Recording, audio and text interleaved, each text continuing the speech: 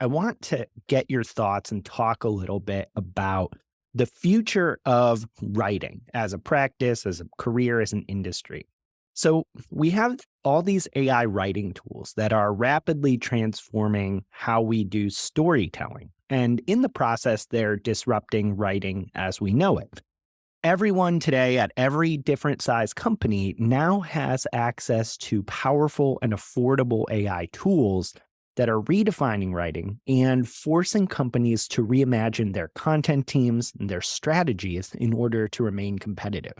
Even in our own experiments, we've seen that we can already 10x our content output, things like ads, articles, posts, emails, and much more with today's AI, and it's all growing more powerful by the day. Now, like you alluded to talking about the Writers Summit, this has created massive uncertainty for writers, brands, agencies, and media companies.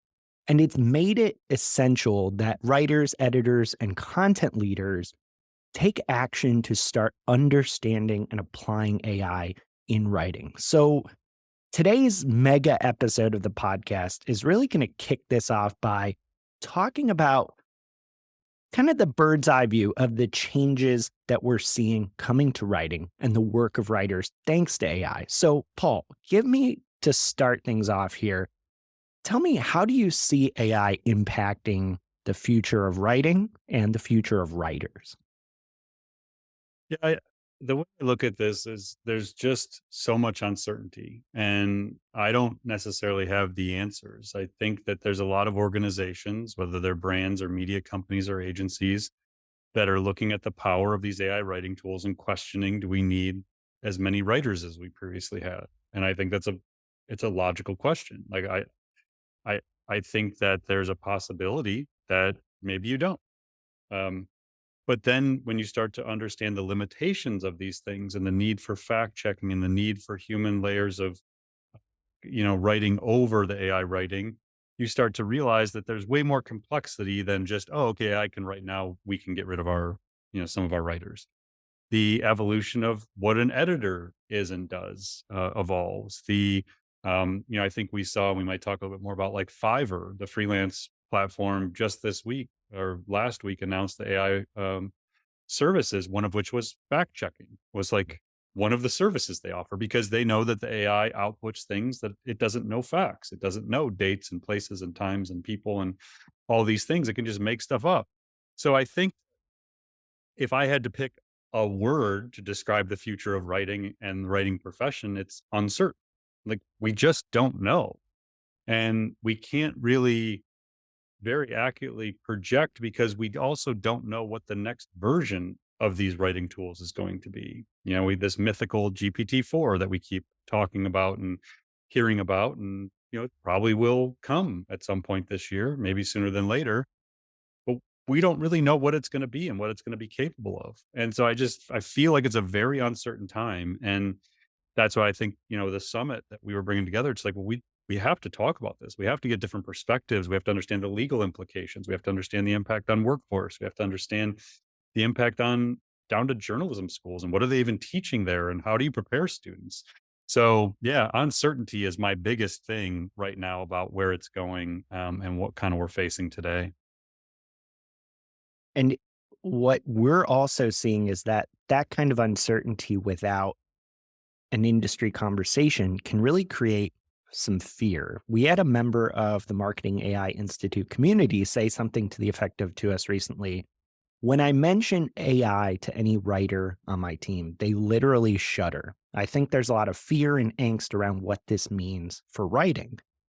So, if I'm a writer or someone adjacent to writing who's hearing all of this news about ChatGPT, about AI, I'm probably feeling not only uncertain, but a little afraid. What would you say to writers who are afraid of this stuff and tempted to kind of, either freak out or stick their head in the sand and say, nah, this can't be happening?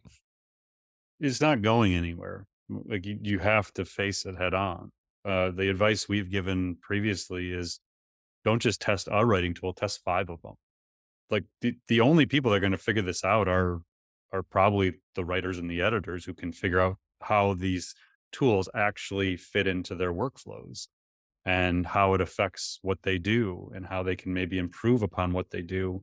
So I would just encourage people, as scary as it may seem, or abstract, or even sci-fi in some ways. I get that if you're a writer, that just doesn't seem possible that an AI can do what you do. I understand that feeling, that writing is uniquely human and creativity is uniquely human.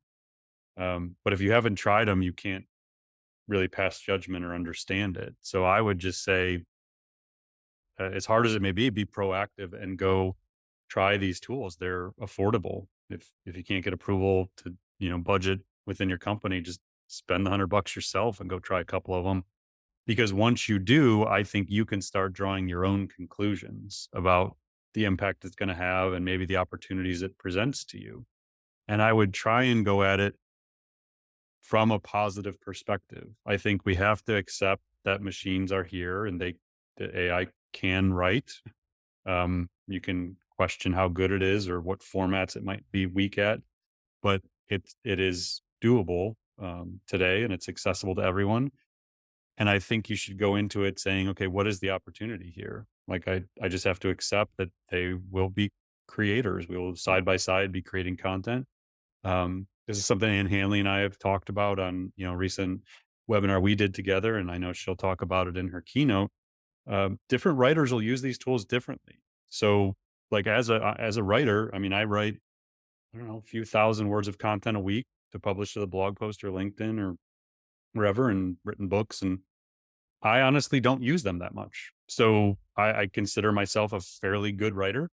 um, I don't use them in drafting my LinkedIn posts. I don't use them in drafting my blog posts. I use them mainly for ideation and experimentation, just to see what's possible. If I'm creating an outline for something, I'll still create my outline, and then I'll go into the tool and say, create me an outline for an ebook on this topic, and I'll see what it comes up with. And maybe it has some other ideas I didn't have.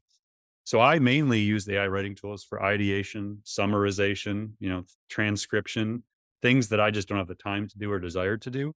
But the actual process of writing, I enjoy and I find is a very strategic thing. And I like to go through that process. So I don't need or want them to take that from me. But there's a lot of people who aren't good writers, that's just not what they're trained to do. And for them, it may become a true assistant. Like everything they create, emails, blog posts, articles, proposals, scripts, outlines, everything, they may start with a first draft in AI, and that's fine. Like it's for everyone to figure out how they want to use the tools. And I think that's what's maybe being missed in all of this, is that we still have choices. Like the tools are there to be assistive to us in however we choose to use them. And different people will choose to use them in different ways, and that's okay. That's a really good point, and I think it's worth reiterating to the audience that if you are a writer, there's no substitute for trying this out on your own, because like we've talked about in a couple other podcasts, with how popular things like ChatGPT are, there's a lot of what I would call bad takes out there from Mhm. people that have just suddenly discovered ChatGPT, don't really understand the wider AI opportunity, and are kind of really just regurgitating the same takes, the same prompts, the same use cases for the tool. And like, there's nothing terrible about that, but you really can't read a couple of expert takes and get the full picture. Everyone's work is different. The use cases for tools like ChatGPT are different and deeper and more expansive than you might expect from just reading kind of the latest think piece on the tool. Yeah, you have to experience it yourself. It's like anything else. And I think that's the beauty of where we are today, is you can do that right now. Like, when you're done listening to this podcast, just go get an account on Jasper or Writer or Hyperwrite or wherever, or get an OpenAI Playground account or a Cohere Playground account. Pick your pick. Do a few of them. I think we did an episode on that where I actually went through and tested like 5 different AI writing platforms. And if you haven't listened Mhm. to that episode, go back and listen to it. That's exactly how we approached it. Like, well, let's figure this out. I don't know. Like, I'm not sure. As an institute, we publish what, like 50 plus articles a year on the Yep. blog. Like we write a lot and we do a podcast a week, 1 to 2 webinars a month. Like we create a ton of content and we didn't have a like a plan in place of how exactly we were going to infuse AI at scale. It was me experimenting, it was Mike experimenting, it was Kathy experimenting with Descript and some other tools, and we were like individually figuring this out. And I stopped and was like, well, wait a second, we have like 6 different tools we can be using right now. Which one should we use? Which should be integrated into our daily workflow versus continue to experiment? And so we started this project Copy Scale 2.0 to try and figure this out. Like, how are we going to infuse these tools? And that's what I would just advise companies to do is like figure this out for yourself. Don't listen to us. Like, use what we're saying as base knowledge, but you have to go experiment and figure out how it's going to evolve in your own company. It's the only way to do it. Don't listen to any of the talking heads in terms of like, oh, okay, that's the blueprint that I have to follow. Um, it's just take all the knowledge in and figure out what matters to you.